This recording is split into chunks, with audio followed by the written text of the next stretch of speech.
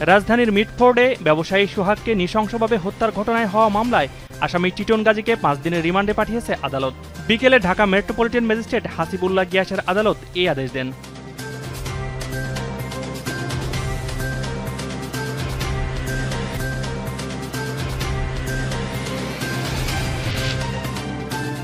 মিটফোর্ডে ব্যবসায়ী সোহাগ হত্যাকাণ্ডে চাঁদাবাজির কোনো তথ্য পাওয়া যায়নি বলে দাবি পুলিশের। দুপুরে এ তথ্য জানিয়েছেন ঢাকা মহানগর পুলিশের লালবাগের উপ পুলিশ কমিশনার জসিমউদ্দিন।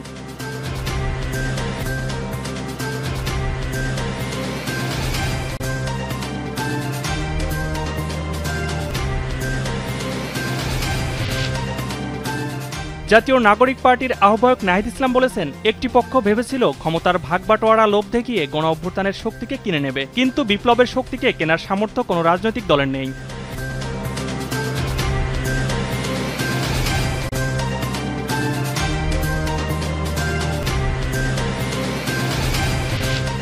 গত 24 ঘন্টায় ডেঙ্গুতে আক্রান্ত হয়ে একজনের মৃত্যু হয়েছে। পাশাপাশি এই সময়ের মধ্যে আরও 391 জন ডেঙ্গু জ্বর নিয়ে হাসপাতালে ভর্তি হয়েছেন।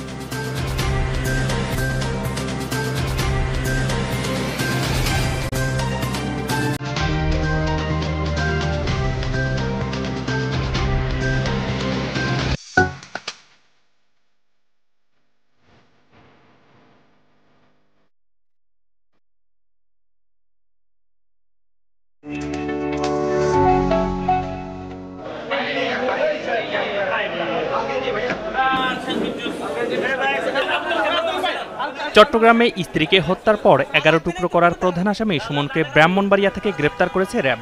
দুপুরে র্যাব ৭ চান্দগাঁও কার্যালয়ে আয়োজিত সংবাদ সম্মেলনে এই তথ্য নিশ্চিত করেছেন অধিনায়ক লেফটেন্যান্ট কর্নেল মোহাম্মদ হাফিজুর রহমান। ওই বিল্ডিং এর অন্যান্য লোকজন এবং সিকিউরিটি গার্ড তার বাসায় গমন করে। অন্যান্যদের যখন সন্দেহ হয় বিষয়টি নিয়ে, তারা জোরপূর্বক বাসার ভিতরে প্রবেশ করে এবং বাসার বাথরুমে প্রবেশ করে এবং বাথরুমে প্রবেশ করে দেখতে পায় যে কাপড় চোপড় এবং রক্ত ছড়িয়ে ছিটিয়ে আছে এবং কমোডের ভেতরে মাংসের টুকরো দেখতে পায়। এর পরবর্তীতে বাসা খুঁজতে যেয়ে তারা খাটের নিচে খুঁজে পায় যে একটি মানুষের পায়ের অংশটুকু রয়েছে। এ সময় তিনি আরো বলেন, পরকীয়া সন্দেহে ঝগড়ার এক পর্যায়ে স্ত্রী ফাতেমা বেগমকে হত্যা করা হয়। হত্যার পর মরদেহ 11 টুকরো করে বিভিন্ন স্থানে ফেলে দেওয়ার কথা স্বীকার করেছে অভিযুক্ত সুমন। তার স্টোরি অনুযায়ী হচ্ছে তার যে সন্তানটা আছে তার স্ত্রী পরকীয়া করে, এই ধরনের একটা কথা সে দাবি করেছে।